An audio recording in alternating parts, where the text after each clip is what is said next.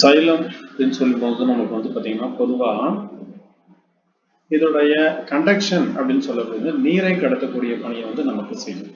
ஆக்சுவலாக வந்து சைலம் வந்து என்ன வேலை செய்யும் அப்படின்னா நீரை கடத்தக்கூடிய வேலை செய்யும். அதோடைய டைரக்ஷன் அப்படின்னு கேட்டாங்க அப்படின்னா சைலத்தை பொறுத்த வரைக்கும் நமக்கு கீழே இருந்து மேல் நோக்கி என்ன பண்ணும் அப்படின்னா இதோட டைரக்ஷன் இருக்கும். இப்போ சைலத்துல வந்து நமக்கு வேர்ல இருந்து அப்படியே மேலே போயிட்டு மேலே இருக்கக்கூடிய லீஃபு அந்த ஏரியாவுக்கு என்ன பண்ணும் அப்படின்னா நமக்கு டிரான்ஸ்ஃபர் ஆகும். அப்போ டேர்ம் சைலம் அப்படின்னு சொல்லக்கூடியது வந்து பார்த்தீங்கன்னா நமக்கு ஃபர்ஸ்ட் சொன்னது யார் அப்படின்னா நாக்லி அப்படிங்கிறத சொல்லியிருப்பாரு. கிரீக்ல வந்து நமக்கு சைலாஸ் அப்படின்னு என்ன அர்த்தம் அப்படின்னா வுட்டு அப்படின்னு சொல்லக்கூடியது. முக்கியமான வேலை என்ன அப்படின்னா conduction of water and minerals. Salt முக்கியமா வந்து பார்த்தீங்க அப்படின்னா நமக்கு என்னென்ன தேவையோ அது எல்லாத்தையுமே வந்து கடத்தும். சைலத்தோட வழித்தடம் பேஸ் பண்ணி கொஸ்டின் கேட்பாங்க. வழித்தடம் அப்படிங்கிறது லோயர் டு அப்பர். சரிங்களா, இதுதான் வந்து சைலத்தோட முக்கியமான ஒரு வழித்தடம். ஃபார் கண்டக்ஷன் ஆஃப் வாட்டர் அதே மாதிரி டெத் புரோட்டோபிளாஸ்டம் இது வந்து மஸ்ட். ஏன்னா சைலம் அப்படின்னு சொல்லக்கூடியதே வந்து நமக்கு டெட் அப்படின்னு சொல்லக்கூடிய ஒரு வேடையும் குறிக்கும். சைலத்துல வந்து நமக்கு சைலம் பேரன் கைமா அப்படிங்கிறத மட்டும்தான் என்னவா இருக்கும் அப்படின்னா நமக்கு வந்து லிவிங்கா இருக்கும். மற்றது எல்லாமே நமக்கு என்னவா இருக்கும் அப்படின்னா நமக்கு நான் லிவிங் அப்படின்னு சொல்லக்கூடிய கேரக்டர் தான். சைலம் பேரன் கைமா மட்டும்தான் லிவிங் கேரக்டரா இது அரேஞ்ச் ஆகும். சரிங்களா, அதே போல இதுல பொறுத்த வரைக்கும் பிரைமரி சைலம் அப்படின்னு சொல்லக்கூடியது வந்து நமக்கு ப்ரோ கேம்பியம். ப்ரோனா ஃபர்ஸ்ட் முதல்ல இருக்கக்கூடிய கேம்பியத்துல இருந்து நமக்கு என்ன பண்ணும் அப்படின்னா உருவாகும். ஸோ ஆர்ஜின் சைலம் அப்படின்னு சொல்லக்கூடியது divided into primary xylem secondary சைலம்னு பிரிச்சுக்கலாம். பிரைமரி சைலம் பொறுத்த வரைக்கும் ஆரிஜினேட் ஃப்ரம் என்னன்னா ப்ரோ கேம்பியத்திலிருந்து முதல்நிலை சைலம் அப்படிங்கிறது வந்து நமக்கு தோன்றுறது. சரிங்களா, அப்ப பிரைமரி சைலத்தை என்ன பண்றோம் அப்படின்னா ரெண்டு வகையா நம்ம பிரிக்கிறோம். பிரைமரி சைலத்தை பொறுத்த வரைக்கும் நம்ம ஒரு ரெண்டு பார்ட்டா பிரிச்சுக்கலாம். இதுல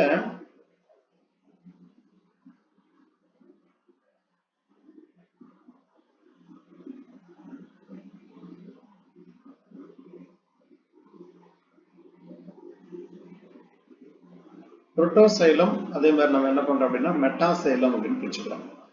சைலத்தை எப்படி பிரிக்கிறோம் அப்படின்னா நம்ம வந்து புரோட்டோசைலம் மெட்டாசைலம் அப்படின்னு சொல்லி நம்ம பிரிச்சுக்கிறோம்.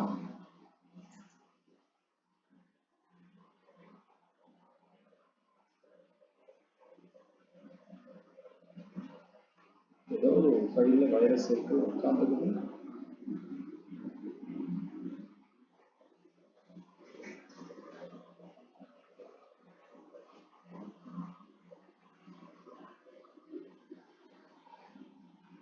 ஒரே நிமிஷம்.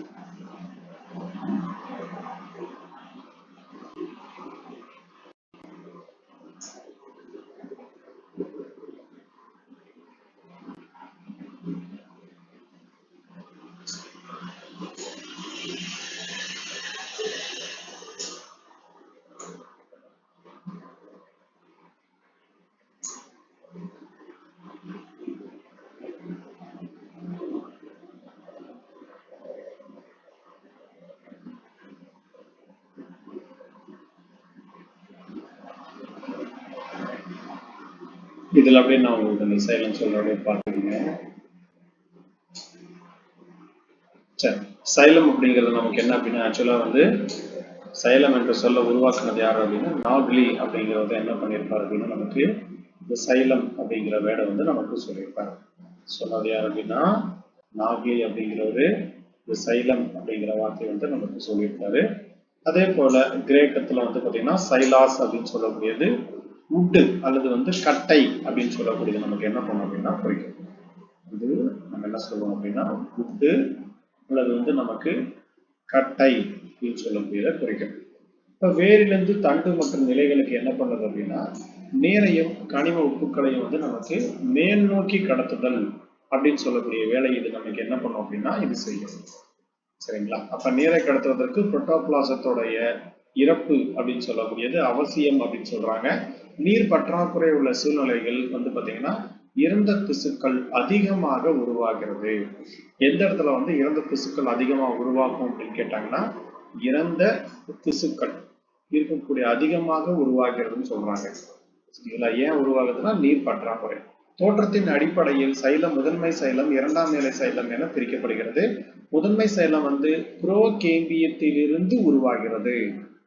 முதன்மை சைலம் எங்கிருந்து உருவாகுதுன்னா புரோகேம்பியத்திலிருந்து உருவாகுது. இந்த வளர்ச்சியோட அடிப்படையில் நம்ம என்ன பண்றோம் ரெண்டா பிரிக்கிறோம். அதாவது புரோட்டோசைலம் மெட்டாசைலம் அப்படின்னு பிரிக்கிறோம். சரிங்களா? எப்பயுமே புரோட்டோசைலங்கிறது உள் நமக்கு வந்து வெளிப்பகுதியில இருக்கும். மெட்டாசைலங்கிறது என்ன பண்ணும் அப்படின்னா உள் பகுதியில அரேஞ்ச் ஆகிடும். சரிங்களா? இது நமக்கு உதாரணத்துக்கு வந்து நம்ம உருவித்திரை தாவரத்தோடைய தண்டு பகுதியெல்லாம் பார்த்தோம் அப்படின்னு வச்சுங்களேன். பிரைமரியா நமக்கு வந்து என்ன பண்ணும் அப்படின்னா ஃபர்ஸ்ட் அதோடைய ஸ்டேஜ்ல வந்து புரோட்டோசைலம் இருக்கும். அடுத்தது என்ன பண்ணும் அப்படின்னா மெட்டாசைலங்கிறது வந்து அரேஞ்ச் ஆகிடும். சரிங்களா? அப்ப இந்த மெட்டாசைலம் சொல்லக்கூடியது வந்து வளர்ச்சி பெற பெற நமக்கு என்ன பண்ணும் அப்படின்னா நமக்கு வந்து இந்த இடத்துல வந்து ஒரு வாய் மாதிரி ஓபன் ஆகும். சரிங்களா? அப்ப இது என்ன ஆகுன்னா இந்த இடத்துல இருக்கக்கூடிய இந்த புரோட்டோசைலங்கிறது செதஞ்சிடும். அதனால என்ன பண்ணும் அப்படின்னா புரோட்டோசைல லாக்குனா அப்படிங்கிற ஒரு அமைப்பு வந்து நமக்கு ஏற்படும். பெரும்பாலும் இதை நம்ம எதுல பார்க்கலாம் அப்படின்னா மோனோகாட் பிளான்ட்ல வந்து நமக்கு அதாவது மோனோகாட்டோட ஸ்டெம்ல வந்து நாம புரோட்டோசைல லாக்குனா அல்லது இடைவெளி அப்படிங்கறத வந்து நம்ம பெரும்பாலும் பார்க்கலாம். அதனாலதான் உங்களுக்கு உருவித்தலை தாவரத்தோட தண்டுல ஒரு பனை மரமா இருக்கலாம் அல்லது ஒரு மூங்கிலா இருக்கலாம். அந்த மூங்கில்ல வந்து ஹேலோவா இருக்கிறதுக்கு காரணம் என்ன அப்படின்னா இந்த மெட்டாசைலம் வளர வளர எது சிதைக்கப்படுகிறது அப்படின்னா புரோட்டோசைலமானது சிதைக்கப்படுகிறது. இது வந்து ஒரு முக்கியமான ஒரு காரணம். சரிங்களா? இதை வந்து நோட் பண்ணி வச்சுங்க. இங்க இருக்கு பாருங்க. அதாவது நமக்கு வந்து இங்க புரோட்டோசைலம் அப்படின்னு சொல்லக்கூடியது, அதுக்கு அடுத்தது மெட்டாசைலம் அப்படின்னு சொல்லக்கூடியது. அடுத்து என்ன பண்ணும் அப்படின்னா நமக்கு வந்து இந்த மெட்டாசைலம் என்ன பண்ணும் அப்படின்னா அடுத்து வந்து ஸ்டெப் பை ஸ்டெப்பா அப்படி பெருசாயிட்டே போகும். அப்ப இங்க இருக்கக்கூடிய புரோட்டோசைலம் என்ன பண்ணும் அப்படின்னா நசுக்கப்படும். அதனாலதான் உங்களுக்கு அந்த புரோட்டோசைலம் லாக்குனா அப்படிங்கிறது வந்து நமக்கு என்ன ஆகுது அப்படின்னா ஏற்படுது. இது நடக்க வச்சுங்க. அடுத்தது மெட்டாசைலத்துடன் ஒப்பிடும்போது புரோட்டோசைலத்துல வந்து செல்கள் சிறியவை. புரோட்டோசைலத்தோட மெட்டாசைலம் வந்து அதிக முதிர்ச்சி அடைந்தது. அதே மாதிரி சைலத்தோட வந்து பாத்தீங்கன்னா நீர் கடத்தும் கூறுகளின் வளர்ச்சி அப்படின்னு சொல்றாங்க. இது வந்து 3 வகையா பிரிக்கலாம் அப்படின்னு சொல்றாங்க. அதாவது மைய விலக்கு, மையம் நோக்கிய, மைய விலக்கு, அதே மாதிரி மையம் நோக்கிய, மைய விலக்கு, மைய நோக்கிய, அந்த மாதிரி என்ன பண்றாங்கன்னா 3ஆ பிரிக்கிறாங்க. சரிங்களா? அதாவது சென்ட்ரிபீட்டல், சென்ட்ரிஃபியூகல் அப்படின்னு சொல்றோம் இல்லைங்களா? அந்த மாதிரி இருக்கக்கூடியது. இதை நோட் பண்ணி வச்சுங்க. இப்ப நமக்கு வந்து சென்ட்ரிபீட்டல் அப்படின்னு எடுத்துக்கிட்டோம் அப்படின்னா நமக்கு இந்த வகை வளர்ச்சியில வந்து புரோட்டோசைலம் மைய அச்சிற்கு அருகில் உருவாகிறது மற்றும் மெட்டாசைலம் மையத்திலிருந்து விலகி அதாவது விளிம்பை நோக்கி என்ன ஆகுது அப்படின்னா இது உருவாகிறது அப்படின்னு சொல்றாங்க. இந்த நிலை வந்து எண்டார்க் சைலம். எப்பயுமே ஒரு விஷயம் நம்ம தெரிஞ்சு வச்சுக்கணும். அதாவது ஒரு ஸ்டெம் அப்படின்னு எடுத்துக்கிட்டீங்க அப்படின்னாலே ஸ்டெம்மை பொறுத்த வரைக்கும் சைலம் அப்படின்னு சொல்லக்கூடியது வந்து நமக்கு எப்படி இருக்கும் அப்படின்னா எண்டார்க் கண்டிஷன்ல பிரசன்ட் ஆயிருக்கும். அதாவது உள்நோக்கி இருக்கும்.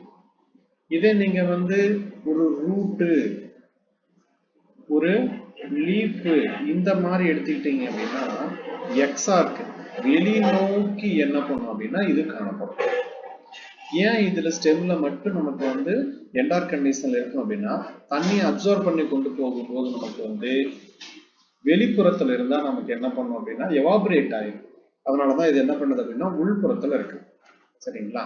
இது வந்து நமக்கு புளோயம் அப்படின்னு எடுத்துக்கிட்டீங்கன்னா அப்படியே எல்லாமே ஆப்போசிட்ல வந்துடும். ஓகேங்களா? புளோயத்தை பொறுத்த வரைக்கும் ஸ்டெம்ல எப்படி இருக்கும் அப்படின்னா எக்ஸார்க் கண்டிஷன்ல இருக்கும். ரூட்லயே லீஃப்லயே எப்படி இருக்கும் அப்படின்னா எண்டார்க் கண்டிஷன்ல வந்து அரேஞ்ச் ஆயிருக்கும். இதை நோட் பண்ணி வச்சுங்க. பொதுவா நமக்கு வந்து நீங்க இது நினைப்பு வச்சுக்கலாம். தண்டுல வந்து நமக்கு நீரை கடத்துறதுக்காக வந்து நமக்கு என்ன பண்ணுதுன்னா உள்நோக்கி போகுது. அதுதான் முக்கியமான காரணம். சரிங்களா? இதுக்கு தான் எக்ஸார்க்னு சொல்லக்கூடியது. அப்ப எக்ஸார்க் நிலைங்கிறது வந்து பொதுவா நம்ம எதுல பார்க்கலாம் அப்படின்னு பார்த்தீங்க அப்படின்னா, நம்ம சைலம் வந்து ரூட்லயும் லீஃப்லயும் பார்க்கலாம். மைய விலக்கு மற்றும் மையம் நோக்கி இது மெட்டாசைலத்துடன் கூறுகள் புரோட்டோசைலத்தின் கூறுகளின் இரு புறங்களிலிருந்து உருவாகிறது. இந்த வகை வளர்ச்சியில வந்து பாத்தீங்கன்னா புரோட்டோசைலம் வந்து நமக்கு மெட்டாசைலத்தால் சூழப்பட்டுள்ளது. இந்த நிலை வந்து என்ன அப்படின்னா மீசார்க் சைலம். என்ன வகையான சைலம் அப்படின்னா மீசார்க்னு சொல்லக்கூடியது. இது பொதுவா நம்ம எதில் பார்க்கலாம் அப்படின்னா பெரணி மாதிரி இருக்கக்கூடிய தாவரங்கள்ல வந்து நம்ம மீசார்க் அப்படிங்கிற வகையை நம்ம வந்து பார்க்க முடியும். சரிங்களா? வளர்ச்சியில் புரோட்டோசைலம் வந்து மெட்டாசைலத்தால் சூழப்பட்டு காணப்பட்டா இதுக்கு பேர் என்ன அப்படின்னு கேட்டாங்க அப்படின்னா இதை வந்து நம்ம மீசார்க் சைலம் அப்படின்னு சொல்றோம். ஓகேங்களா? சைலத்தை பொறுத்த வரைக்கும் நமக்கு முக்கியமா நம்ம பார்க்கக்கூடியது இது வந்து காம்ப்ளெக்ஸ் டிஷ்யூ. காம்ப்ளெக்ஸ் டிஷ்யூனால என்ன அர்த்தம் அப்படின்னா ஆக்சுவலா நமக்கு ஒரு வேலையை நிறைய பேர் சேர்ந்து செய்யக்கூடியது. இதுல சைலம் அப்படிங்கிறது நமக்கு என்ன அப்படின்னா டெட் அப்படின்றது வுட் அப்படின்னு சொல்லக்கூடியது குறிக்கக்கூடியது. சைலாஸ்னாலே வுட். ஆக்சுவலா இது வந்து நமக்கு டெட் செல். ஃப்ளோயங்கிறது வந்து பாத்தீங்கன்னா பொதுவா வந்து லிவிங் அப்படின்னு சொல்லுவாங்க. சரிங்களா?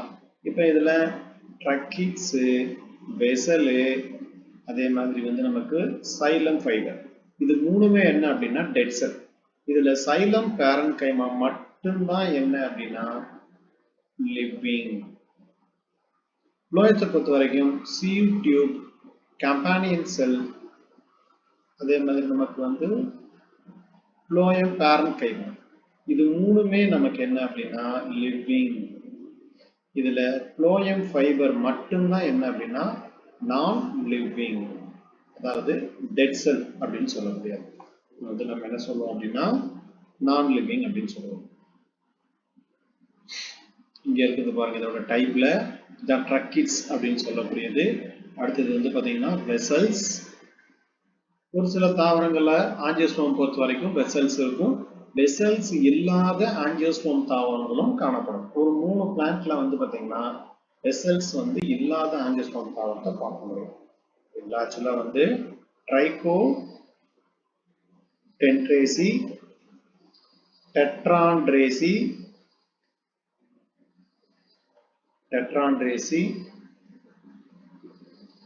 அப்புறம் வின்ட்ரேசி,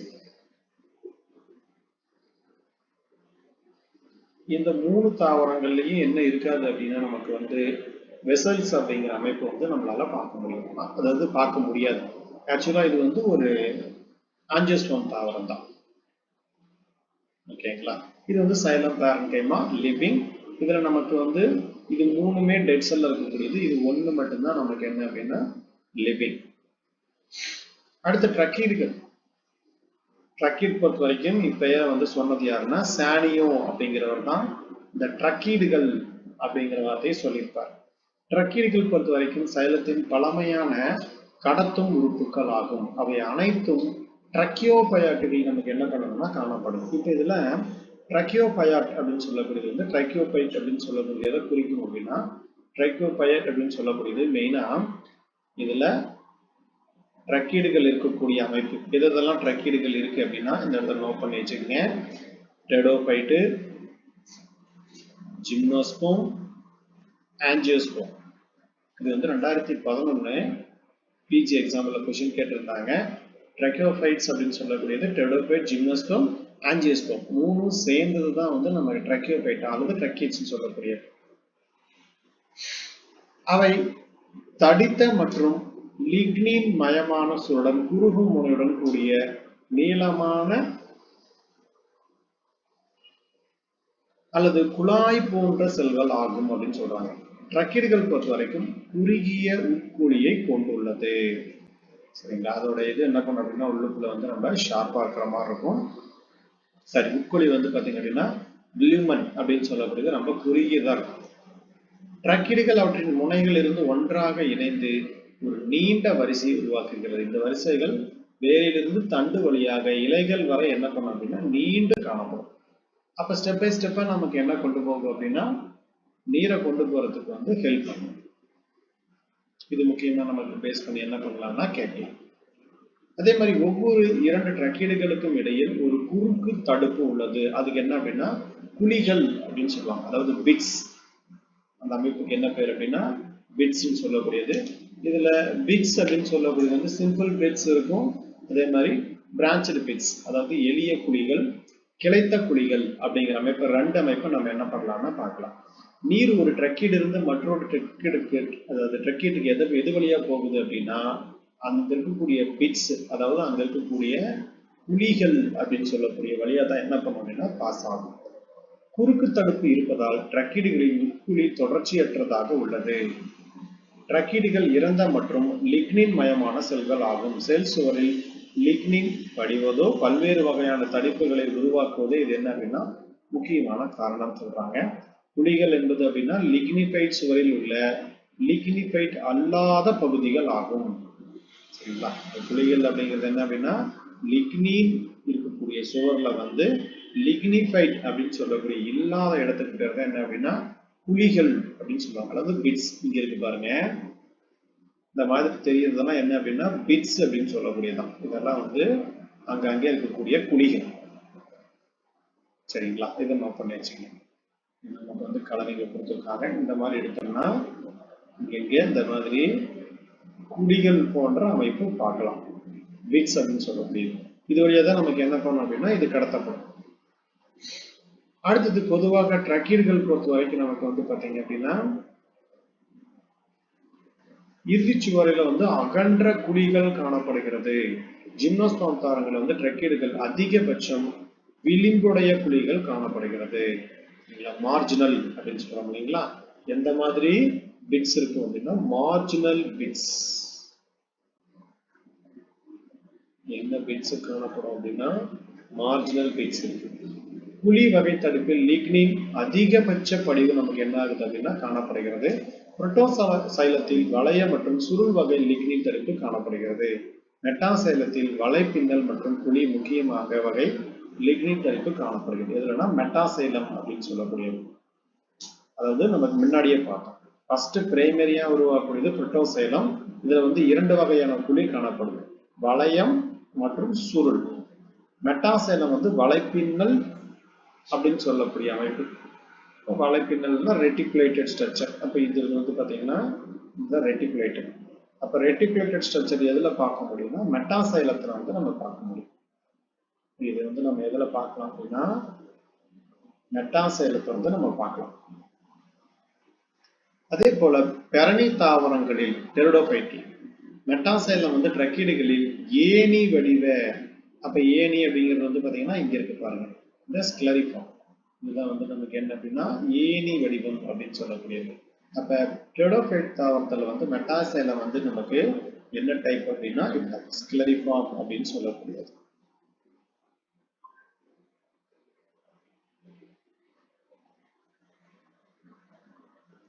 அடுத்தது குழாய்கள். வெசல்ஸ் பொறுத்த வரைக்கும் சைலத்தின் மேம்பட்ட ஒரு நீர் கடத்தும் அமைப்பு அப்படின்னு சொல்லக்கூடியது. இது நம்ம பெரும்பாலும் நம்ம என்ன பண்ண முடியும் அப்படின்னா ஆஞ்சியோஸ்பர்ம் தாவரங்களை தான் பார்க்க முடியும். சரிங்களா? வெசல்ஸ் பொறுத்த வரைக்கும் ஒரு சில தாவரங்களை மட்டும் நமக்கு என்ன பண்ணலாம் அப்படின்னா இல்லாம இருக்கலாம். சைலத்தின் மேம்பட்ட நீர் கடத்தும் உறுப்பு. இது நீண்ட உருளை வடிவ குழாய் போன்ற அமைப்பாகும். குழாய் உறுப்புகள் எனப்படும் பல செல்களால் ஆனது. ஒவ்வொரு செல்லுக்கும் வந்து பாத்தீங்கன்னா மரத்தன்மை, அதாவது வந்து கட்டைத்தன்மை கொண்ட சுவர்களும் ஒரு பெரிய மைய குழியும் நமக்கு என்ன ஆகுது அப்படின்னா காணப்படுகிறது அப்படின்னு சொல்றாங்க. வெசல்ஸ் பொறுத்த வரைக்கும்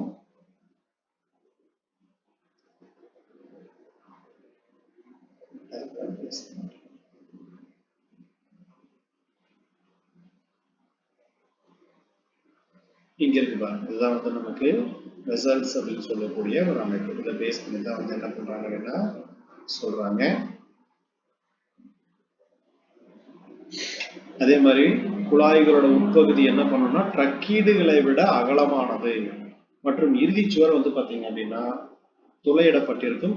2 குழாய் உறுப்புகளுக்கு இடையில் வந்து பாத்தீங்கன்னா குறுக்கு தடுப்பு சுவர் அப்படிங்கிற அமைப்பை என்ன பண்ண முடியாதுன்னா பார்க்க முடியாது. நுண்துளைகள் உடையதாக இருக்கும். அதே மாதிரி இதனால குழாய்கள் ட்ரக்கீடுகளை விட நீரை கடத்துவதில் அதிக திறன் கொண்டது. அப்ப இதுல முக்கியமா கேட்கக்கூடிய கொஸ்டின் என்ன அப்படின்னா, வெசல்ஸ் அதிகமா நீரை கடத்துமா, ட்ரக்கீடுகள் அதிகமா நீரை கடத்துமா அப்படிங்கிற மாதிரி கொஸ்டின் கேட்டாங்க அப்படின்னா நமக்கு வந்து அதிகப்படியான நீரை கடத்துவது யாரு அப்படின்னா வெசல்ஸ், குழாய்கள் தான் என்ன பண்ணுது அப்படின்னா நமக்கு வந்து அதிகப்படியான நீரை கடத்துகிறது. துளையிடப்பட்ட முனை இருப்பதால் குழாய்கள் நீரை கடத்தும் போது ஒரு குழாய் போல செயல்படுகிறது. அதனால வேகமா என்ன பண்ண முடியும்னா நம்மளால டிரான்ஸ்போர்ட் ஆக முடியும். அதே மாதிரி நமக்கு வந்து குழாய்கள் பொறுத்த வரைக்கும் பூக்கும் தாவரங்களின் செயலத்தை மட்டுமே காணப்படுகின்றன. ஆனால் விதிவிலக்காக எபிட்ரா, நீட்டம், வெல்விச்சியா போன்ற ஜிம்னோஸ்போம் தாவரங்களே நம்ம என்ன பண்ணலாம் அப்படின்னா பார்க்கலாம். சரிங்களா? இந்த நமக்கு வந்து வெசல்ஸ் அப்படின்னு பொதுவா எடுத்துக்கிட்டாலே எந்த தாவரங்கள்ல காணப்படும் அப்படின்னா ஆஞ்சியோஸ்போம் தாவரங்களை தான் நீங்க வந்து வெசல்ஸ் பார்க்க முடியும். சரிங்களா? ஆனா ஜிம்னோஸ்போம் தாவரங்கள்ல வந்து வெசல்ஸ் அப்படிங்கிற அமைப்பு இருக்காது. எக்ஸப்ட் இந்த எபிட்ரா, நீட்டம், வெல்விச்சியா இது போன்ற தாவரங்கள் என்ன பண்ண முடியும் அப்படின்னா பார்க்க முடியும். அதே மாதிரி ட்ரெசினா, யுக்கா, டாசினியா, ட்ரீமிஸ் சில பூக்கும் தாவரங்கள் வந்து என்ன கிடையாது அப்படின்னா நமக்கு வந்து நாளங்கள் அப்படிங்கிறத வெசல்ஸ் அப்படின்னு போட்டுங்க. குழாய்கள் வெசல்ஸ் அப்படிங்கிற அமைப்பு வந்து பார்த்தீங்கன்னா இருக்காது. அதே மாதிரி வெசல்கள் பூக்கும் தாவரங்கள் அடங்கிய சில பூக்கும் தாவரங்கள் குடும்பங்களில் உள்ளன. அது நமக்கு வந்து எதெல்லாம் இல்லை அப்படிங்கிற மாதிரி கேட்டாங்க அப்படின்னா வெசல்ஸ் இல்லாத ஆஞ்சியோஸ்போம் தாவரம் அப்படின்னு பார்த்தீங்க அப்படின்னா அதாவது வெசல்ஸ் பூக்கும் தாவரங்களுடைய சில பூக்கும் தாவரங்களில் வந்து நமக்கு இந்த இடத்துல காணப்படுவது இல்லை அப்படின்னு போட்டுங்க. காணப்படுவது இல்லை. எதுல காணப்படுவது இல்லை அப்படின்னா வெசல்ஸ்லெஸ் ஆஞ்சியோஸ்போம், வின்ட்ரேசி, டெட்ரான்ட்ரேசி, ட்ரைகோடெட்ரேசி. இந்த வின்ட்ரேசிங்கிறது வந்து நமக்கு ஆல்ரெடி 2019 இந்த பிஜி எக்ஸாம்ல கொஸ்டின் கேட்டிருந்தாங்க.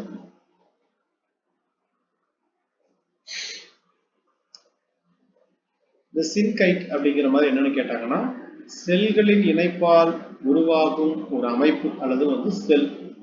இந்த சின்கைட் அப்படின்னு சொல்றாங்க. ஒரு அமைப்புன்னு போட்டுங்க. செல்களின் இணைப்பால் உருவாகக்கூடிய ஒரு அமைப்பு. இதுக்கு பேர் தான் சின்கைட். அடுத்து சைலம் நார்கள். இதை பொறுத்த வரைக்கும் ட்ரக்கீடுகள் மற்றும் குழல்களுக்கு வலிமை அளிக்கிறது. அதாவது நமக்கு வந்து அங்க இருக்கக்கூடிய குழாய் வெசல்ஸ் இருக்கு இல்லையா, அதோடது முக்கியமாக இந்த நார்கள் குழல்களுக்கு வலிமை அளிக்கின்றன. மிகவும் தடித்த சுவர்களையும் அடைபட்ட மையக்குழியையும் கொண்டுள்ளது. அவை இரண்டாம் நிலை சைலத்தில் என்ன பண்ணும் அப்படின்னா மிகுதியாக காணப்படும். சைலம் நார்கள் எங்க அதிகமாக காணப்படுது அப்படின்னா இரண்டாம் நிலை சைலத்தில் அதிக அளவு காணப்படுகிறது. அடுத்து சைலம் பேரன்கைமா. சைலத்துல வந்து ஒரே ஒரு லிவிங் யாருன்னா சைலம் பேரன்கைமா மட்டும்தான். இது வந்து செல் சுவர் எதனால் ஆனதுன்னா செல்லுலோஸால் ஆனது. இது ஸ்டார்ச், கொழுப்புகள் மற்றும் டானின் போன்றவற்றை சேமிக்கிறது. இது நீரின் ஆரவழி கடத்தல் சைலம் பேரன்கைமாவோட முக்கியமான பணி. சரிங்களா? முக்கியமான வேலை என்ன அப்படின்னா நீரை கடத்தக்கூடியது, சேமிக்கவும் நமக்கு என்ன பண்ணுது அப்படின்னா செய்யுது. அடுத்தது ஹைட்ரோம். இந்த ஹைட்ரோம், லெப்டோம் அப்படிங்கிற வார்த்தையெல்லாம் நம்ம வந்து எங்க பார்ப்போம்னா நம்ம பிரியோஃபைட்ல பாலிட்ரைக்கம் அப்படின்னு சொல்லக்கூடிய பிளான்ட்ல இருந்தே நம்ம பார்ப்போம். ஹைட்ரோம் அப்படின்னா எதை குறிக்கக்கூடியதுன்னா சைலத்தை குறிக்கக்கூடியது. சரிங்களா? அதே வந்து நமக்கு லெப்டோம் அப்படின்னு கேட்பாங்க. லெப்டோம் அப்படின்னா என்ன அர்த்தம் அப்படின்னா இது வந்து நமக்கு புளோயத்தை குறிக்கக்கூடியது. இதை குறிக்கும்னா புளோயத்தை குறிக்கக்கூடியது.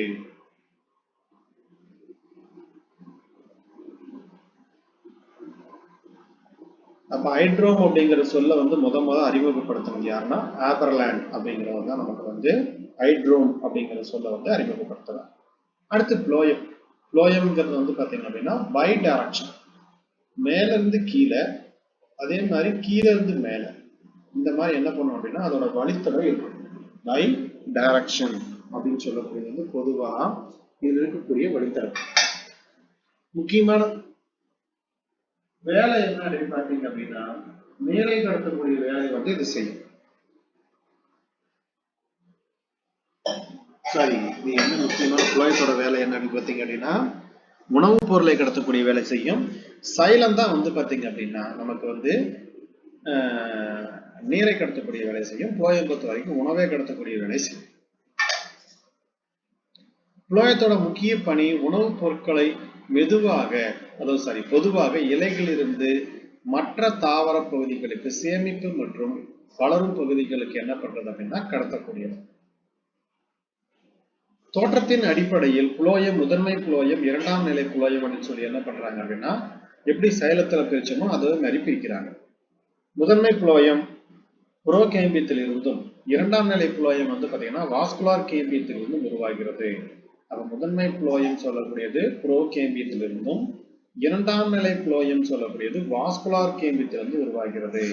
வளர்ச்சியின் அடிப்படையில் வந்து பாத்தீங்கன்னா முதன்மை புலோயம் வந்து புரோட்டோபிளாயம் மற்றும் மெட்டாபிளாயம் சொல்லணும். இதுல மெட்டாப்ளோயம் குறுகிய சல்லடை குழாய்களை கொண்டுள்ளது. அதே சமயம் மெட்டாப்ளோயம் வந்து பாத்தீங்கன்னா பெரிய சல்லடை குழாய்களை கொண்டுள்ளது. ஏன்னா மெட்டாப்ளோயத்தோடைய சைஸே வந்து பாத்தீங்கன்னா பெருசா இருக்கும். அதனால வந்து பெரிய சல்லடை குழாய்கள் அப்படிங்கிறது இருக்கும். சைலத்துடன் ஒப்பிடும்போது புளோயம் வந்து குறைந்த காலத்திற்கு செயல்பாட்டில் உள்ளது. அப்ப எது அதிக நீண்ட நாட்கள் வாழக்கூடியதுன்னா நமக்கு வந்து சைலம் தான். புளோயம் வந்து ரொம்ப சீக்கிரமாவே அழிஞ்சு போயிடும்.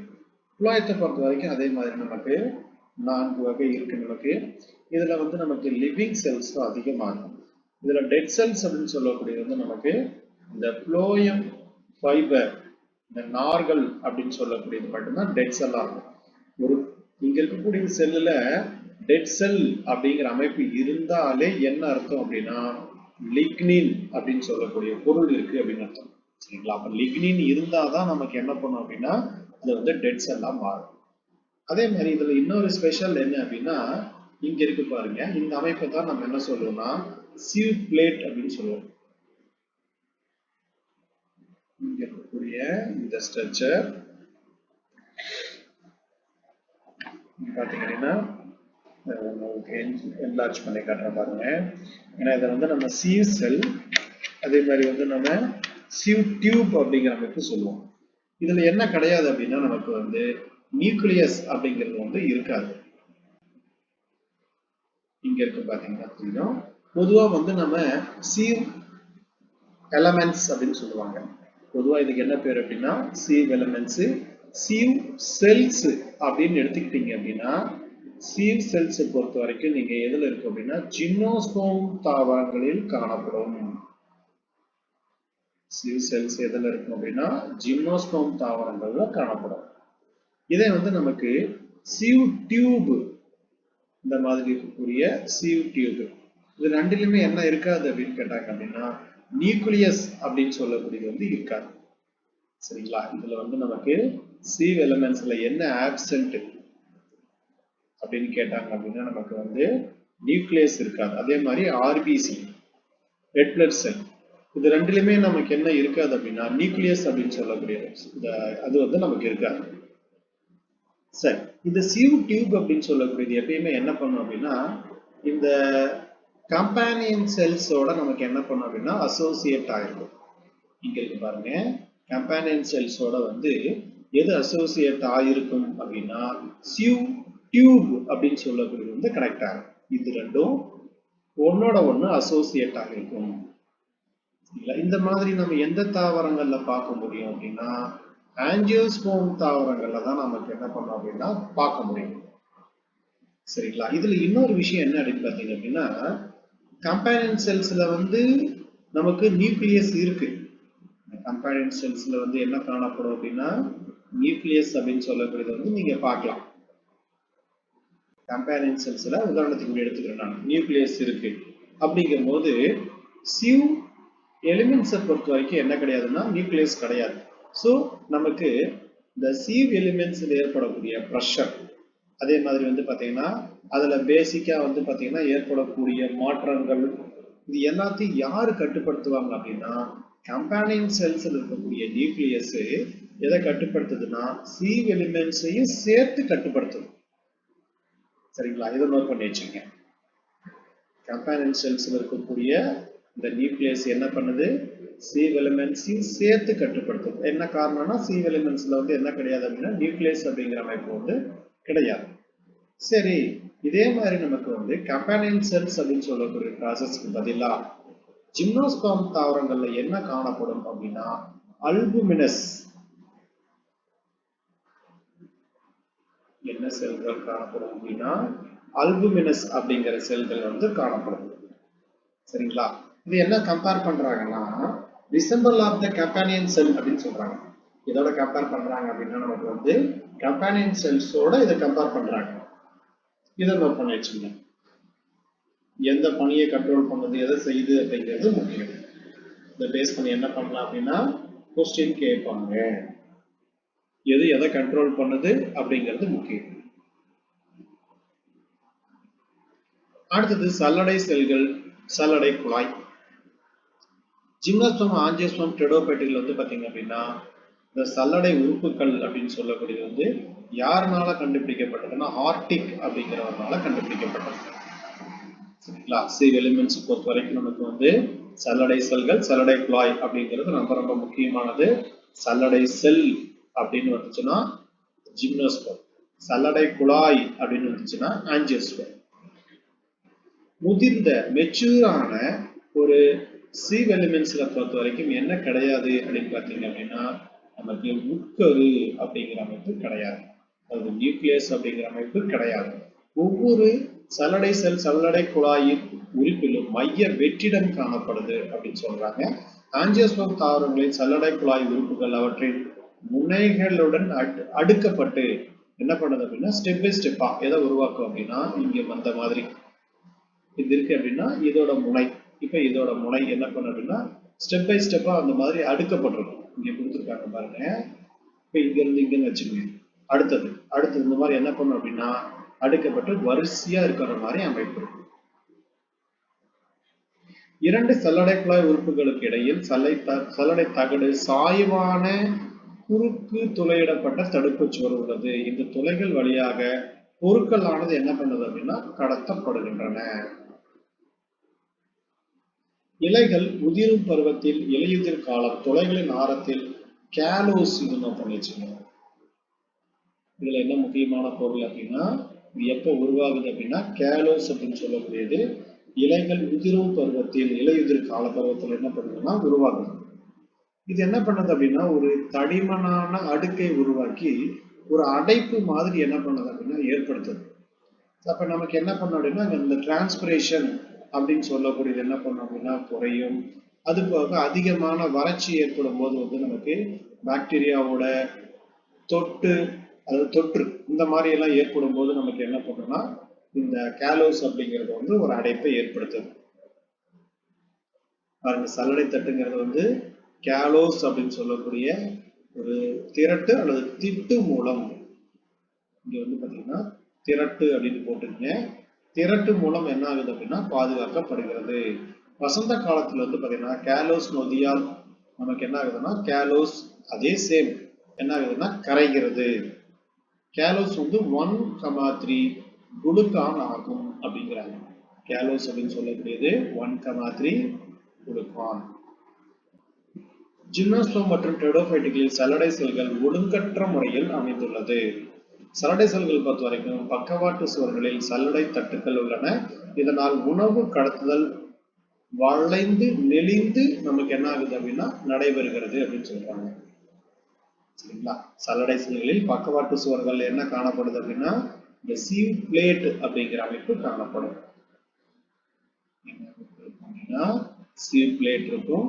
அதனால உணவுக்கு அந்த கடத்துதல் அப்படிங்கிறது வளைந்து நெளிந்து காணப்படும் அப்படின்னு சொல்றாங்க. ஆஞ்சியோஸ்பெர்ம் பொறுத்த வரைக்கும் உணவு கடத்தல் அப்படின்னு சொல்லக்கூடியது நேராக நடைபெறும். இது ஒரு முக்கியமான வந்து நமக்கு பி புரோட்டீன் அந்த உணவை கடத்துறதுக்கு வந்து பயன்படுத்தக்கூடியது வந்து பாத்தீங்கன்னா பி புரோட்டீன் அப்படின்னு சொல்லக்கூடியது. இது வந்து ஒரு ஸ்பெஷல் ஒரு வலிக்கிட்டு போற மாதிரி என்ன பண்ணும் அப்படின்னா இது வந்து ஹெல்ப் பண்ணும். இந்த புரதத்துக்கு என்ன பேர் அப்படின்னா நமக்கு வந்து பி புரோட்டீன். இதை நீங்க வந்து எதுல பார்க்கலாம்னா சி எலிமெண்ட்ஸ்ல பார்க்கலாம். P protein, phloem protein. அடுத்தது சல்லடை குழாய் பொறுத்த வரைக்கும் உணவு கடத்தல் சொல்லக்கூடியது இரு திசைகளில் நடைபெறுகிறது. சல்லடை குழாய் என்பது உட்கரு இல்லாத உயிருள்ள சிறுகேட்டிற்கு ஒரு எடுத்துக்காட்டு. காயம் ஏற்படும் போது அதை மூடுவது வந்து பாத்தீங்கன்னா புரதத்தினுடைய, அதாவது பி புரோட்டீனுடைய மிகவும் சாத்தியமான செயல்பாடு அப்படின்னு சொல்றாங்க. பி புரோட்டீன் எப்ப நமக்கு ஹெல்ப் பண்ணுது அப்படின்னா, ஒரு பிளான்ட்ல ஏதாவது அஃபெக்ட் ஆகுது அப்படின்னா அந்த பி புரோட்டீன் சொல்லக்கூடியது ஹெல்ப் பண்ணுது. இங்க இருக்கு பாருங்க, இதான் சீல் டியூப் எலிமெண்ட்ஸ். இங்க இருக்கக்கூடியதான் கம்பேனியன் செல். கம்பேனியன் செல்ஸ்ல வந்து பாத்தீங்க அப்படின்னா உங்களுக்கு இந்த நியூக்ளியஸ் அப்படின்னு சொல்லக்கூடியது வந்து இருக்கும். ஆனா இதே நீங்க இங்க இருக்கக்கூடியது பாருங்க, இதுதான் வந்து சீவ் எலிமெண்ட்ஸ். இதுல என்ன இருக்காது அப்படின்னா நியூக்ளியஸ் அப்படிங்கிறது வந்து இருக்காது. இங்க வெளியே இருக்கக்கூடியது புளோயம் பேரன்கைம், இந்த பகுதியில் இருக்கக்கூடியது. அடுத்தது கம்பேனியன் செல் அல்லது துணை செல்கள். துணை செல்கள் அப்படின்னு சொல்லக்கூடியது எப்பயுமே இந்த சியூ டியூபோட தான் கனெக்ட் ஆயிருக்கும். சரிங்களா? இந்த சியூ டியூப் கம்பேனியன் செல் ரெண்டுமே வந்து பாத்தீங்கன்னா ஒரு சிஸ்டர் மாதிரி, ரெண்டு பேருமே வந்து பாத்தீங்கன்னா பிரிய மாட்டாங்க. என்ன காரணம் அப்படிங்கிற மாதிரி கேட்டாங்கன்னா, நமக்கு கம்பேனியன் செல்ஸ்ல நியூக்ளியஸ் இருக்கிறதுனால அந்த சியூ டியூப்ல ஏற்படக்கூடிய ப்ரெஷர் மற்ற எல்லா ப்ராசஸும் யார் கவனிச்சுக்குவாங்கன்னா கம்பேனியன் செல்ஸ் தான் என்ன பண்ணும் அப்படின்னா கவனிச்சுக்கணும்.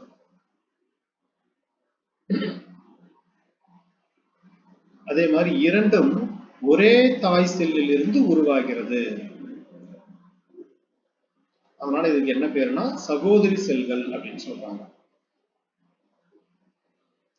துணை செல்கள் பொறுத்த வரைக்கும் சல்லடை குழாயில் அழுத்த சரிவை நிலைநிறுத்துகிறது. சல்லடை குழாயின் செயல்பாடுகள் துணை செல்களால் ஒழுங்குபடுத்தப்படுகிறது. துணை செல்கள் பொறுத்த வரைக்கும் பூக்கும் தாவரங்களில் மட்டுமே காணப்படும் ஆஞ்சியோஸ்பர்ம்ல. விதிவிலக்காக வந்து பாத்தீங்க அப்படின்னா ஆஸ்ட்ரோபைலே அப்படிங்கிறது வந்து பாத்தீங்க அப்படின்னா இது வரைக்கும் இந்த கொஸ்டின் கேட்டதில்லை, இது நோட் பண்ணி வச்சுக்கோங்க. இந்த தாவரத்தில் என்ன கிடையாது அப்படின்னு பாத்தீங்க அப்படின்னா துணை செல்கள் அப்படிங்கிற அமைப்பை வந்து நம்ம பார்க்க முடியாது. ஆஸ்ட்ரோபைலின்னு சொல்லக்கூடிய தாவரங்கள்ல நம்ம துணை செல்களை பார்க்க முடியாது. ஜிம்னோஸ்பர்ம் டெட்ராபைட்ல வந்து துணை செல்களுக்கு பதிலாக சல்லடை செல் இணைக்கப்பட்ட சிறப்பு வகை செல்கள் காணப்படுகிறது. அதுக்கு தான் என்ன பேர் அப்படின்னா அல்புமினஸ் செல்கள் அல்லது ஸ்ட்ராஸ்பெர்கர் செல்கள். இதை நோட் பண்ணி வச்சுக்கோங்க. இது வந்து கம்பேர் பண்ணும்போது இந்த கம்பேனியன் செல்ஸோட கம்பேர் பண்ணி சொல்றாங்க, அதோட ஈக்குவலா சொல்றாங்க. அடுத்து புளோயம் ஃபைபர். புளோயம் ஃபைபருக்கு என்ன பேர் அப்படின்னா நமக்கு வந்து பாஸ்ட் ஃபைபர்ஸ் அப்படின்னு சொல்லுவோம். பிபி நினைப்பு வச்சுக்கோங்க. இந்த நார்கள் பொதுவாக எதுல காணப்படுவதில்லை அப்படின்னா முதன்மை புளோயத்தில் காணப்படுவது இல்லை. இந்த நார்கள் கடத்துக்கூறுகளுக்கு சல்லடை செல்கள் மற்றும் சல்லடை குழாய் இதுல வந்து பாத்தீங்கன்னா முக்கியமான வேலைன்னா மெக்கானிக்கல் சப்போர்ட். அடுத்தது புளோயம் பேரன்கைமா. இதுக்கு பேர் வந்து பாஸ்ட் பேரன்கைமான்னு சொல்லக்கூடியது. இது நீளமான கூம்பு வடிவ உருளை செல்களால் ஆனது. இவை அடர்த்தியான சைட்டோபிளாசம் மற்றும் உட்கருவை கொண்டுள்ளன மற்றும் பிளாஸ்மோடெஸ்மாட்டா மூலம் நமக்கு என்ன பண்ணுது அப்படின்னா இணைக்கப்படுகிறது. இந்த இடத்துல வந்து பாத்தீங்க அப்படின்னா இந்த புளோயம் பேரன்கைமா இங்க இருக்கும். இதுக்கு ரெண்டுக்கு நடுவுல வந்து இந்த இடத்துல ஒரு அமைப்பு இருக்கும். இந்த பிளாஸ்மோடெஸ்மாட்டா இங்க வந்து பாத்தீங்க அப்படின்னா ஒரு பிளாஸ்மோடெஸ்மாட்டாங்கிற அமைப்பு வந்து நமக்கு காணப்படும்.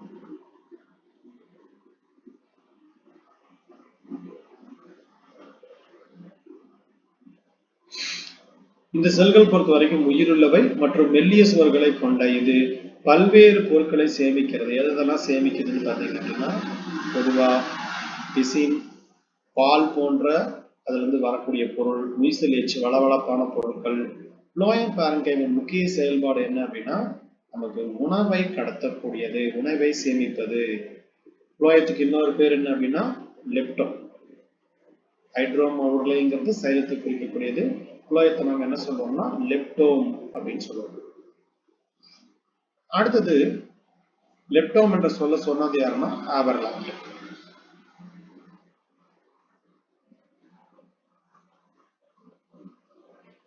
அடுத்தது முக்கியமா வந்து இதுல இருக்கக்கூடிய ஒருவித்தலை தாவரங்கள் தண்டுகளிலும் ஒரு இருவித்தலை தாவரங்கள் முதன்மை புளோயத்திலும் புளோயம் பேரன்கைமா காணப்படுவது இல்லை. இது நோட் பண்ணி வச்சுங்க. ஒருவித்தலை தாவர தண்டுகளிலும் இருவித்தலை தாவரங்களின் முதன்மை புளோயத்திலும் என்ன கிடையாதுன்னா புளோயம் பேரன்கைமா ஆப்சென்ட். இது நமக்கு கேட்கலாம். உருவத்திலை தாவர தண்டுகளை அதே மாதிரி இருவித்திலை தாவரத்தோடைய முதன்மை புளோயத்துல என்ன கிடையாதுன்னா புளோயம் பேரன்கைமாங்கிறது ஆப்சென்ட். கனன்கிளேசி இருவித்திலை தாவரத்தை பொறுத்த வரைக்கும் தாவர தண்டுகளில் புளோயம் பேரன்கைமா காணப்படுவது இல்லை. ஏன்னா இது வந்து நமக்கு பிரிமிட்டிவ் கேரக்டர்ல வரும். எக்ஸாம்பிள் வந்து தாலிட்ரம் அப்படின்னு சொல்லக்கூடியது. இதை நோட் பண்ணி வச்சுக்கோங்க. இதெல்லாம் புளோயம் பேரன்கைமா இல்லை அப்படிங்கிறத பேஸ் பண்ணி கேட்கலாம். அடுத்தது சிறப்பு திசுக்கள் அல்லது சுரப்பு திசுக்கள். சுரக்கக்கூடிய திசுக்கள் இது வந்து பாத்தீங்கன்னா சுரக்கக்கூடிய பணியை வந்து நமக்கு செய்யுது. சைட்டோபிளாசத்திலிருந்து பொருட்கள் பிரித்தெடுக்கப்பட்டு உயிரின செல்களின் வெற்றிடங்களிலோ அல்லது இறந்த செல்களோ அல்லது குழிகளிலோ கால்வாய்களிலோ படிவிக்கப்படுகிறது. அது நமக்கு வந்து பாத்தீங்கன்னா அந்த கார்னர் இருக்குன்னு வச்சுங்களேன், இந்த மாதிரி டியூப் மாதிரி போகுது அப்படின்னா இந்த கார்னர் ஃபுல்லா என்ன பண்ணும் அப்படின்னா இப்படி படிய வச்சிருக்கு.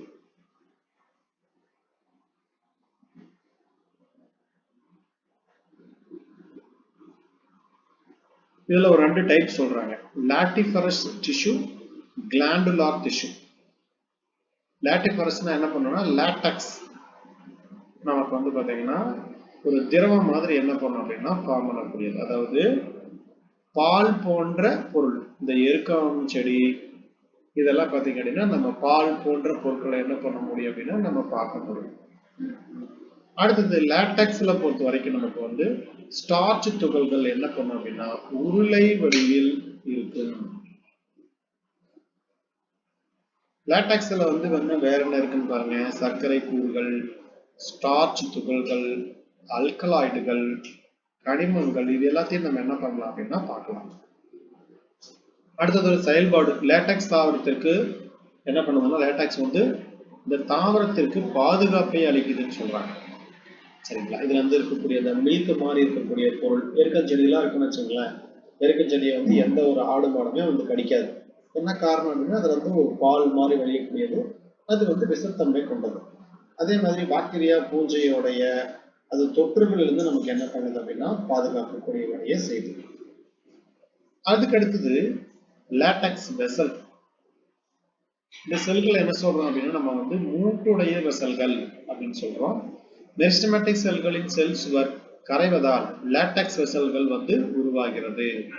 எனவே இதுக்கு என்ன பேருனா சின்கை சீனோசைட்டிக் செல்கள், அதாவது பல உட்கருவை கொண்ட செல்கள் ஆகும். எடுத்துக்காட்டா ஹெவியா, பைக்கஸ், பப்பாவர், பப்பாளி, ஆர்ஜிமோன் மற்றும் சோன்கஸ் வந்து பாத்தீங்க அப்படின்னா பால் குழல்கள் காணப்படுகிறது. அதாவது பால் மாதிரி என்ன பண்ணும் அப்படின்னா அதுல வடியக்கூடியது. கசகசாவோடல வந்து நமக்கு பழுக்காத காய் அதை என்ன பண்ணுவாங்கன்னா கீறி விடுவாங்க. அதுல இருந்து என்ன பண்ணும் அப்படின்னா நமக்கு வந்து லாட்டெக்ஸ் மாதிரி வடியும். அதே மாதிரி பேக்கரஸ் சப்போட்டா, இது வந்து பாத்தீங்க அப்படின்னா நமக்கு இந்த சப்போட்டா காயா இருக்கும்போது என்ன பண்ணுவாங்க அப்படின்னா கீறி விடுவாங்க. அதுல இருந்து வரக்கூடிய பாலை வச்சு வந்து நமக்கு என்ன பண்றாங்க அப்படின்னா சூயிங்கம் தயாரிக்கிறாங்க. அதுக்கப்புறம் ரப்பர், ஹெவியா பிரேசில்ஸ், அது என்ன பண்ணுவாங்கன்னா அதோடைய தண்டை வந்து கீறி விடுவாங்க. கீறி விடும்போது அந்த காயத்தை குணப்படுத்துறதுக்காக ஒரு பால் மாதிரி வடியும். சரிங்களா? அந்த இதை வச்சு என்ன பண்றாங்கன்னா ரப்பர் தயாரிக்கிறாங்க. இந்த மாதிரி நிறைய இது நமக்கு என்ன பண்றாங்கன்னா யூஸ் பண்றாங்க. பப்பாளி, பப்பாளில இருந்து பாத்தீங்கன்னா நமக்கு வந்து பப்பாவர் சாமணிபுரம், இதுல வந்து நமக்கு வந்து அபீன் அப்படிங்கிறது வந்து தயாரிக்கிறாங்க. அதே மாதிரி மார்பின் என்ற ஆல்கலாய்டு, பப்பாளி இங்க இருக்கா, பப்பாளி வந்து பாத்தீங்கன்னா காரிக்கா பப்பாளி. இது பொறுத்த வரைக்கும் பாலில் இருந்து பப்பைன் அப்படிங்கிற ஒரு நொதி என்ன பண்றாங்க அப்படின்னா, நீங்க பப்பாளி நல்லா பார்த்துருப்பீங்க. பப்பாளி பொறுத்த வரைக்கும் நமக்கு வந்து பிஞ்சா இருக்கும்போது அதுல அப்படியே அதுவே பால் வடியும். சரிங்களா? அதெல்லாம் சாப்பிட்டா வாயெல்லாம் புண்ணாயிடும். அந்த மாதிரி வந்து என்ன பண்றாங்கன்னா பப்பைன் அப்படிங்கிற நொதியை வந்து வச்சு யூஸ் பண்றாங்க. அதுக்கு அடுத்தது பைக்கஸ் எலாஸ்டிகா, இந்திய ரப்பர். ஹெவியா பிரேசில்ஸ் வந்து பாத்தீங்கன்னா பாரா ரப்பர், இந்த தண்டு பகுதியை கீறி வந்து தயாரிப்பாங்க. அப்புறம் பாருங்க ஏக்கரஸ் சப்போட்டா, இதுல வந்து பாத்தீங்கன்னா பால்ல இருந்து என்ன தயாரிக்கிறாங்கன்னா சுவிங்கம் தயாரிக்கிறாங்க. பெரும்பாலும் பால் அப்படின்னா வந்து என்ன பண்ணும் அப்படின்னா வெள்ளை நிறத்துல இருக்கும் அப்படின்னு பார்த்திருப்போம். இதுல பப்பாளியில வந்து அடர் பழுப்பு நிறத்துல இருக்குன்னு சொல்றாங்க. ஆர்ஜிமோன் மெக்சிகானா, ஆக்சுவலா இதோட பேர் வந்து புது பேர் தான் மாத்திருக்காங்க தெரியல. ஆர்ஜிமோன் சோன்கைன்ஸ் அப்படின்னு சொல்றாங்க. இதோட இலை வந்து பாத்தீங்கன்னா இந்த மாதிரி ஷார்ப்பா மஞ்சள் கலர்ல இருக்கும். இதுல அதாவது அந்த இலையதுல இருந்து என்ன பண்ணும் அப்படின்னா மஞ்சள் நிறத்துல ஒரு திரவம் நமக்கு வந்து வெளியே வரும். அது வந்து நமக்கு இந்த வாய்ப்புண்ணு மற்றதுக்கெல்லாம் பயன்படுத்துவாங்க. அதே மாதிரி நமக்கு வந்து வாழைப்பழம், அதாவது வாழை மரத்துல வந்து பாத்தீங்க அப்படின்னா உங்களுக்கு இந்த தண்டு பகுதியிலிருந்து உங்களுக்கு ஒரு தண்ணி மாதிரி வரும். அதெல்லாம் என்ன பண்ணுவாங்க அப்படின்னா கிட்னி ஸ்டோனை கரைக்கிறதுக்கு, பாம்பு கடிக்கு, இதுக்கெல்லாம் மருந்தா பயன்படுத்துவாங்க. அது வந்து வெள்ளை கலர்ல இருக்கும். அதே மாதிரி லேட்டக்ஸ் செல்கள், இவை முட்டுகளற்ற லேட்டக்ஸ் வெசல்கள் அப்படின்னு சொல்றாங்க. இவை நீளமான கிளைத்த மற்றும் பல உட்கருக்களை கொண்ட சீனோசைட்டிக் என்ன செல்கள் அப்படின்னா பல செல்களை கொண்டது. சீனோசைட்டிக்னா பல செல்களை கொண்டது. எடுத்துக்காட்டு பாருங்க, நமக்கு கலோட்ராபிஸ் பெருக்கஞ்செடி, யூபர்பியா, நீரியம், இதெல்லாம் வந்து பாத்தீங்கன்னா பால் போன்ற பொருட்கள் வந்து நமக்கு காணப்படுகிறதுன்னு சொல்றாங்க. அதே மாதிரி இந்த மாதிரி பால் உற்பத்தி செய்யும் தாவரங்களுக்கு வந்து பாத்தீங்கன்னா எம் கால்வின் பெட்ரோ பிளான்ட் அப்படிங்கிற பேரை வந்து உருவாக்கியிருக்காரு. இதை நோட் பண்ணி வச்சுங்க. பெட்ரோ பிளான்ட் அப்படிங்கிற சொல்ல வந்து நமக்கு உருவாக்குனது யாருன்னா எம் கால்வின். லேட்டக்ஸ் வெசல்கள், லேட்டக்ஸ் செல்களின் புற வந்து எங்க காணப்படுது அப்படின்னா புரணி பகுதியில் காணப்படுகிறது. அடுத்து சுரப்பு திசு, அதாவது என்ன பண்ணும் அப்படின்னா நமக்கு ஒரு பால் கலர்ல இல்லாம வெள்ளை கலர்ல அந்த மாதிரி என்ன பண்ணும் அப்படின்னா ஒயிட்ங்கிறது வந்து நிறமற்றதா நமக்கு என்ன பண்ணும்னா தண்ணி மாதிரி வடியும். இது பாருங்க, ஒரு செல் சுரப்பிகள் உட்டிகா டயோகா அப்படின்னு சொல்லக்கூடியது வந்து பாத்தீங்கன்னா இலைகளின் மேற்பரப்பில் வந்து பாத்தீங்க அப்படின்னா சுரக்கக்கூடியது. இவை முட்கள் நிறைந்த சுரப்பிகள் மற்றும் எதை சுரக்குதுன்னா பார்மிக் அமிலம். இது எதுக்காக அப்படின்னா தாவரங்களை மேயும் விலங்குகளிடமிருந்து பாதுகாக்கிறது. இது பொதுவாக வந்து பிச்சுவதி அப்படின்னு சொல்றாங்க. இதுக்கு பேர் என்னன்னா பிச்சுவதி, அதாவது அரிப்புத்தலை. இந்த மாதிரி என்ன பண்ணும் அப்படின்னா அந்த இதை படும்போது அரிப்பை வந்து ஏற்படுத்தக்கூடியது. அடுத்தது பல செல்லுலார் சுரப்பிகள், வெளிப்புற சுரப்பிகள் அப்படின்னு சொல்லக்கூடியது வந்து பாத்தீங்க அப்படின்னா தாவரத்துடைய மேற்பரப்பு, அதாவது வந்து எபிடெர்மிஸ் பகுதியில வந்து நமக்கு காணப்படுகிறது. சுரப்பி முடிகள், இது வந்து புகையிலை, பிளம்போகோ, பிசின் மற்றும் ஒற்றும் தன்மையுள்ள பொருளை வந்து சுரக்கக்கூடியது. ட்ரசிரா, இது வந்து பூச்சி உண்ணும் தாவரம், சன்டியூ பிளான்ட்னு சொல்லுவாங்க. சரிங்களா, சூரிய பனித்துளி தாவரம். அந்த பூச்சியை பிடிச்சு சாப்பிட்றதுக்கு, அதை டைஜஸ்ட் பண்றதுக்காக என்ன பண்ணணும்னா அதுல டென்டக்கல் மாதிரி இருக்கும். அடுத்து தேன் சுரப்பி, இது வந்து பாத்தீங்க அப்படின்னா அந்த பூச்சிகளை கவர்றதுக்காக இருக்கக்கூடிய அமைப்பு. அதே மாதிரி இப்ப அந்த பாசிஃப்ளோரா அப்படிங்கிற தாவரத்துல வந்து தேன் சுரப்பி எங்க இருக்கு அப்படின்னா இலைகளில் காணப்படுகிறது. அடுத்து உள் சுரப்பிகள், இந்த சுரப்பிகள் திசுக்களில் அமைந்துள்ளன. உள் சுரப்பிகள் பின்வரும் வகையாகும் சொல்றாங்க. உதாரணத்துக்கு வந்து செரிமான சுரப்பிகள், இது எதுல இருக்கும் அப்படின்னா பூச்சி உண்ணும் தாவரங்கள்ல யூட்டிகுலேரியா, ட்ரசீரா, நெப்பந்தஸ், டயோனியா, இந்த மாதிரி இருக்கக்கூடியதுல என்ன பண்ணணும்னா பூச்சியை பிடிச்சி சாப்பிடும். அதில் வந்து அமைலைன், பெப்சின், ட்ரிப்சின் இந்த மாதிரி வந்து புரோட்டோலைட்டிக் என்சைம்லாம் காணப்படும். இதோட வேலை என்னன்னா அதுல இருந்து கிடைக்கக்கூடிய அந்த புரதத்தை வந்து பூச்சிகளை டைஜஸ்ட் பண்ணி அதுல இருந்து புரதத்தையும் நைட்ரஜன் என்ன பண்ணணும் அப்படின்னா எடுத்துக்கணும். அதே மாதிரி ஒரு சில இதெல்லாம் என்ன பண்ணணும்னா ஒரு மியூசிலேஜ் வளவளப்பு மாதிரி சுரக்கும். இந்த வெண்டைக்காலம் பார்த்தீங்கன்னா தெரியும், வளவளப்பா என்ன பண்ணும் அப்படின்னா சுரக்கும். அதே மாதிரி எண்ணெய் சுரப்பிகள், எலுமிச்சை, ஆரஞ்சு, இதெல்லாம் வந்து பாத்தீங்கன்னா அதோட இலை, அதே மாதிரி அதோட பழம், இதெல்லாத்துலயும் பார்க்கலாம். பெரும்பாலும் எண்ணெய் சுரப்பிகள் அப்படின்னு எடுத்துக்கிட்டீங்க அப்படின்னா என்ன வகையை சார்ந்தது அப்படின்னா லைசோஜீனஸ் வகையை சார்ந்தது. இதே வந்து நமக்கு சூரியகாந்தியை பொறுத்த வரைக்கும், சன்ஃபிளவரை பொறுத்த வரைக்கும் சைசோஜீனஸ். அதே மாதிரி ஆவியாகும் எண்ணெயை சுரக்கும் எண்ணெய் சுரப்பிகளுக்கு என்ன பேருன்னா ஆஸ்மோபோர். ஒரு ஆஞ்சியோஸ்போம், இது ஒரு ஆரஞ்சு பழத்தை எடுத்துட்டு நம்ம வந்து அதோட தோலை பிரஸ் பண்ணோம் அப்படின்னா அப்படியே புகை மாதிரி வெளியே போகும். அந்த மாதிரி இருக்கிறதுக்கு என்ன பேர் அப்படின்னா ஆஸ்மோபோர் அப்படின்னு சொல்லுவாங்க. ஆஸ்மோபோர்கள் பூக்களில் நறுமணத்தை உருவாக்குகிறது. அதே மாதிரி யூகாலிப்டஸ், இதுல வந்து பாத்தீங்க அப்படின்னா அந்த தைல ஸ்மெல் வருது பாத்தீங்களா, அது காரணம் என்ன, அதுல இருந்து இலையிலிருந்து கிடைக்கக்கூடியதான். அதே போல பைனஸ் மரத்துல வந்து நமக்கு ரெசின் அப்படிங்கிற சுரப்பிகள் காணப்படுகிறது. அப்புறம் அக்கேசியா மரத்துல சுரக்கக்கூடிய கோந்து. நீர் சுரப்பிகள் அப்படின்னு சொல்லக்கூடிய வந்து பார்த்தீங்க அப்படின்னா தக்காளி, பிஸ்டியா, ஐகார்னியா இந்த மாதிரி தாவரங்களை வந்து பார்த்தீங்கன்னா நீர் சுரப்பிகளை பார்க்கலாம். அடுத்து திசுவோட அமைப்பு. திசு அப்படின்னு சொல்லக்கூடிய என்ன அப்படின்னா பொதுவாக நமக்கு வந்து அந்த இருக்கக்கூடிய செல்களெல்லாம் சேர்ந்து அமைக்க பேர் தான் திசு. இந்த திசுக்கள்லாம் தான் சேர்ந்து என்ன பண்ணும் அப்படின்னா நம்மளுக்கு வந்து ஆர்கன் அப்படின்னு சொல்லக்கூடிய அமைப்பை வந்து நமக்கு ஏற்படுத்தும். சரிங்களா? திசுக்கள்லாம் சேர்ந்து எதை உருவாக்குது அப்படின்னா ஆர்கன் அப்படின்னு சொல்லக்கூடிய ஒரு அமைப்பை வந்து ஏற்படுத்துது. அதை போய் பார்த்து வச்சுக்கீங்க. சொல்லியிருக்கேன் அப்படி அதை பார்த்து வச்சுங்க. ப்ளோயம் பேஸ் பண்ணி என்னென்ன இருக்கு அப்படிங்கிறத.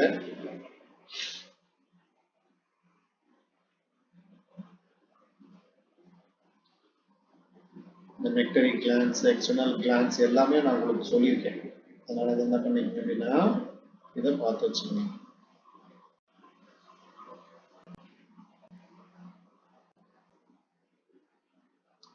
திசு அமைப்பை பொறுத்த வரைக்கும் நமக்கு வந்து பொதுவா இந்த புல் வகையில் என்னென்ன அமைப்பு இருக்கு, அதுக்கப்புறம் ஸ்டொமேட்டாவோட கேரக்டரு இது நம்ம பார்க்கணும். அதில் வந்து இந்த டம்பிள் ஸ்டெப் மோனா காட்டில் இருக்கக்கூடிய கேரக்டர் நான் என்ன பண்ணியிருக்கேன் அப்படின்னா அதில் கொடுத்துருக்கேன். இதையும் பார்த்து வச்சுக்கணும். நான் உங்களுக்கு வந்து இந்த கொஷின் எல்லாம் வந்து இன்னைக்கு எடுத்தது கூட பார்த்தீங்கன்னா இதை பேஸ் பண்ணி தான் நான் கொஷின் கேட்டிருக்கேன். அதனால் அதையும் கொஞ்சம் என்ன பண்ண அப்படின்னா பார்த்து வச்சுக்கணும்.